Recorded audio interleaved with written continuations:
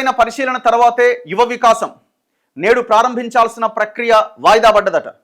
మంత్రులతో భేటీలో ముఖ్యమంత్రి రేవంత్ రెడ్డి కీలక నిర్ణయం. కాంగ్రెస్ పైన విజిలెన్స్, ఎన్డీఎస్ఏ నివేదికలపైన సమీక్ష. 5వ తేదీన మంత్రివర్గ సమావేశం, అందులో ఉద్యోగుల సమస్యలపైన చర్చ. ఇది రాజీవ్ యువ వికాసం పథకము 50,000, 1,00,000, 2 లక్షలు, 4 లక్షలు ఇట్లా ఎవరు వాళ్ళు ఏదైనా బిజినెస్ ఆర్ ఏదైనా చిన్న పరిశ్రమ ఆర్ చిన్న ఏదైనా పని చేయాలనుకున్న వాళ్ళు పెట్టుబడి సహాయం కింద ఈ రాజీవ్ యువ వికాసం లోన్ అందిస్తున్నారు. ఇవాళ స్టార్ట్ చేయాలి యాక్చువల్గా, మరి ఎందుకో ఏమో స్టార్ట్ చేయట్లేదట. లోతైన పరిశీలన చేయాలంటున్నారట. మరి చాలా నెలలు అయిపోయింది కదా ఇప్పటికీ మీరు ప్రకటించి, లోతైన పరిశీలన చేయలేదా? విషయం ఏంటంటే 50,000, 1,00,000 ఈ రెండు దానికి అప్లై చేసుకున్న వాళ్ళ సంఖ్య చాలా తక్కువ ఉన్నది. సగం అప్లికేషన్లు కూడా రాలేదు 50,000కి, 1,00,000 రూపాయలకి. అంత 3 లక్షలు, 4 లక్షలు, 2 లక్షలు అప్లై చేసుకున్న వాళ్ళ సంఖ్య చాలా ఎక్కువ. అందరు 4 లక్షలు అప్లై చేసుకున్నారు, ఎందుకంటే మ్యాక్సిమం ఫిగర్ అది. మరి ఇప్పుడు ఆ 50,000, 1,00,000 రూపాయలు అప్లై చేసుకున్న వాళ్ళు ఎవరైతే అర్హులు ఉంటారో వాళ్ళకి తక్కువ ఇచ్చేయచ్చు కదా. మరి అదెందుకు కంప్లీట్ చేయలేకపోతున్నారు?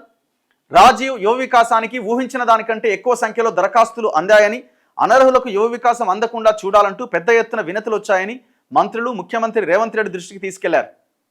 పెద్ద సంఖ్యలో వచ్చిన దరఖాస్తుల పరిశీలన ప్రక్రియ కొనసాగుతున్న నేపథ్యంలో పూర్తి స్థాయి పరిశీలన తర్వాతే అర్హుల జాబితాలు ప్రకటించాలి. మరింత లోతుగా విశ్లేషించి అర్హులను గుర్తించాలి. ఒక్క అనర్హుడికి కూడా రాజీవ్ యువ వికాసం ద్వారా లబ్ధి చేకూరవద్దు. ఈ అంశంపై కేబినెట్లో చర్చించి నిర్ణయం తీసుకోవాలి అని సమావేశంలో నిర్ణయించారు. రాష్ట్ర ప్రభుత్వం ప్రతిష్టాత్మకంగా ప్రారంభించిన రాజీవ్ యువ వికాసం పథకంలో ఎంపికైన వారికి ఈ నెల 2వ తేదీన మంజూరు పత్రాలు ఇవ్వాలని తొలుత ప్రభుత్వం భావించింది. ఈ మేరకు కేటగిరీ 1, కేటగిరీ 2లో ఎంపికైన వారికి మంజూరు పత్రాలు సిద్ధం చేసింది.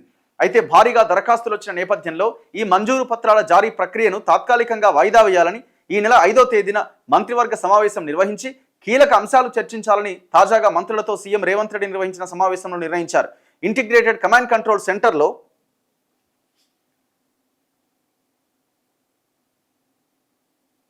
ఆదివారం సాయంత్రం 4:30కి మంత్రులతో ముఖ్యమంత్రి రేవంత్ రెడ్డి నిర్వహించిన భేటీలో పలు కీలక నిర్ణయాలు తీసుకున్నారు. ఈ సమావేశానికి మంత్రి తుమ్మల మినహా మిగిలిన మంత్రులంతా హాజరయ్యారు. సో ఇట్లా దీనికి మొత్తానికి కొంత బ్రేక్ పడ్డది. మరి ఇప్పుడు ఏ రోజు మరి అది ఇచ్చే ప్రయత్నం చేస్తారో చూడాలి. పద్మశ్రీ అవార్డు తీసుకున్న తర్వాత మందకృష్ణ మాదిగ గారు ముఖ్యమంత్రి రేవంత్ రెడ్డిని నిన్న జూబ్లీహిల్స్లోని ఆయన నివాసంలో కలుసుకున్నారు. ఆ ఫోటో ఒక్కసారి మనం పేపర్స్లో చూడొచ్చు. ఈ సందర్భంగా ముఖ్యమంత్రి రేవంత్ రెడ్డి ఆయనకు శాలువా కప్పి జ్ఞాపిక అందజేసి అభినందించారు.